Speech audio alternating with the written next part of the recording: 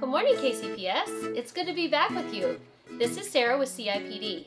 Last week, you read with Miss Megan, and you guys talked about the illustrations. Today, we're going to read another book, and we're going to focus on the illustrations again.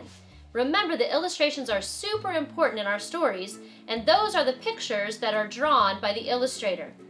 Remember when we were talking before with Miss Megan, illustrations are in a text, and they show us all kinds of things.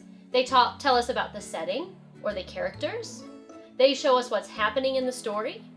They can create a mood in our story, and they can give us lots of extra details that are not in the text. We find things in the words, but then we also find lots of things in the text. So today we're going to read a story called Stone Girl, Bone Girl. It's a true story of Mary Anning. It is written by Lawrence Ann Holt, and the illustrations are by Sheila Moxley. So today when we're reading Stone Girl, Bone Girl, we're going to pay close attention to the illustrations in our story. Let's start reading. Stone Girl, Bone Girl, a story of Mary Anning of Lyme Regis. When Mary Anning was a baby, she was struck by lightning. It split a huge elm tree and threw Mary right out of her nurse's arms. Her father was in his carpenter's shop when he heard the terrible news. He dropped his hammer and ran through the stormy streets of Lyme Regis. Gently, he lifted the limp body of his little daughter, and his tears flowed like rain. But then an extraordinary thing happened. Mary Anning slowly opened her eyes. She reached out a tiny hand and touched the amazed face of her father, and the little girl began to smile. It was then her father realized Mary Anning was no ordinary girl. The years rolled by like waves, and Mary grew into a clever girl. A mind as quick as lightning, her mother teased. Mary had few friends, except her father, whom she adored. Like everyone else in the town, she called him Pepper because of his speckled beard. One Saturday, Pepper closed his workshop early. He took Mary down to the cliffs by the crashing sea. She held tightly to his hand because she knew how dangerous it could be. The clay cliffs at Lyme Regis are soft as melting chocolate. Mary had sometimes seen huge slabs of land slipping and tumbling into the beach below. Pepper had stories of whole fields on the cliff tops which had disappeared beneath the feet of grazing cattle. He knew a place, he said, where half a farmhouse sat balanced on the cliff's edge. He and his quarryman friend had peered over and seen the remains of the kitchen and even the garden gate smashed to splinters on the rocks below. When they came to the place called Black Ven, Pepper reached into his pocket and, to Mary's surprise, took out his best steel hammer. He knelt beside a large rock of dried clay and began carefully tapping away. "What are you looking for?" asked Mary, dancing about on the sand. "Just be patient," laughed Pepper. He worked as carefully as if he were making a fine piece of furniture. Mary bent closer. There was something hidden there, right inside the rock. At last, Pepper pulled it free and handed the thing to Mary. It's treasure!" she gasped. "It's what we call a little snake stone," smiled Pepper. "Just a curiosity. A present for you, Mary girl." It was the most beautiful thing Mary had ever seen. Back in the workshop, Pepper polished the snake stone and hung it on a string for Mary, like a perfect necklace. That night, Mary couldn't sleep. Her head swirled with thoughts like the twisting golden stone. "The cliffs are full of treasure," she whispered over and over again. From that day on, Mary spent every spare moment searching for the curiosities. She had sharp eyes and found them everywhere, in every shape and size. Tiny shiny ones, marble ones as big as millstones, others straight as stone fingers or delicate like plants. Pepper taught her their strange magical names: thunderbolts, fairy hearts, crocodile's teeth, devil's toenails. He let Mary have her own special drawer in the workshop for her collection. But the other children laughed and teased when they saw Mary hunting near the cliffs. Someone made up a rhyme: "Stone girl, bone girl, out on your own, girl," until Mary ran crying to Pepper. That winter was the wettest and stormiest the town had known.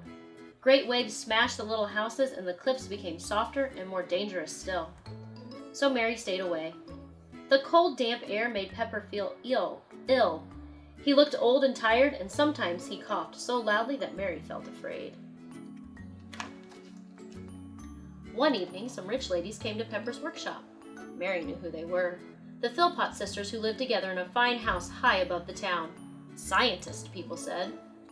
The young ladies The youngest of the ladies, Annie Philpott, wanted Pepper to build a glass-fronted cabinet to display curiosities, she said. Mary jumped up. She couldn't believe that someone else was interested in curiosities. "Excuse me?" Mary said nervously. "Would you like to see my collection?" And she pulled open the drawer. "Oh," gasped the ladies, "what wonderful fossils!" Fossils? Mary had never heard the word. The Mrs. Philpott smiled. They could see that Mary didn't know much about her collection. "I'll tell you what, Mary," said Annie Philpott. "When Pepper has finished my little cabinet, why don't you bring it to us? We could have some tea, and then we will show you our collection." For 3 long weeks she waited for Pepper to finish the cabinet, but he seemed to be working more slowly than ever. Mary was very worried about him. But at last the elm cabinet was finished. The wood was from the very same tree that had been struck by lightning and had almost killed Mary as a baby. She thought it was the most handsome thing that Pepper had ever made. Slowly Pepper wrapped the cabinet in brown paper and tied it with a string. His old hands were shaking as he kissed Mary. Mary had never seen anything like the Philpotts' house. There were expensive rugs in every room and maids to serve the tea. Most wonderful of all was the collection of curiosities.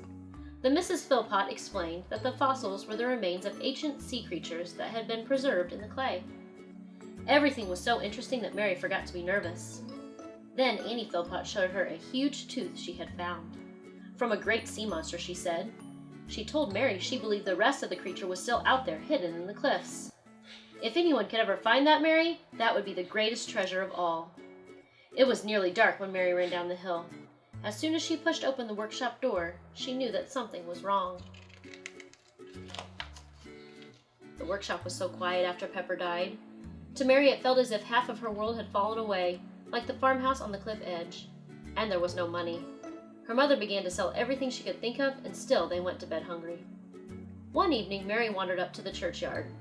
A heavy fog hung over everything, ragged clouds dragged at a lemon-sliced moon. And as she came to the stone that marked Pepper's grave, something moved in the darkness. For a moment, Mary was afraid, but coming closer, she realized it was nothing but a funny little dog. A little dog with a coat like speckled pepper. The dog bounded over and licked Mary's face. When she turned to walk home, the little dog came too. At last, it ran into the workshop and curled up under the table. "Perhaps you need a friend too," laughed Mary. From that moment, Mary and the dog were never apart. That summer, the town was full of holiday makers. As Mary and her dog watched the rich ladies and gentlemen wandering the streets, she suddenly had an idea. Perhaps she could sell her curiosities. She dragged a table from the workshop onto the pavement and carefully arranged the fossils from her collection. Well, all except the snakestone around her neck. That she would never part with. She wrote a small sign in her best handwriting, "Curiosities for sale." Then Mary Anning and the little dog sat down to wait. The first to pass were a group of children. They began laughing and pointing at Mary. "Stone girl, bone girl, out on your own, girl," they shouted. All day Mary waited. She was just about to pack away her table when a group of ladies and gentlemen came by. "How fascinating," said a lady. "What are they?" asked someone else. "This one will make a delightful brooch or a garden ornament." And so Mary Anning sold her first fossil, and as the rich people strode away, Mary felt the weight of coins in her pocket. "I knew I was right," she whispered to her dog. "These aren't just ordinary stones. They really are treasures. If only I could find that sea monster." All summer, Mary searched for curiosities for her shop. She borrowed books about fossils from the Mrs. Philpott and learned everything she could. Her mother was delighted with the money that Mary was earning, but she was worried about Mary alone on the dangerous cliffs.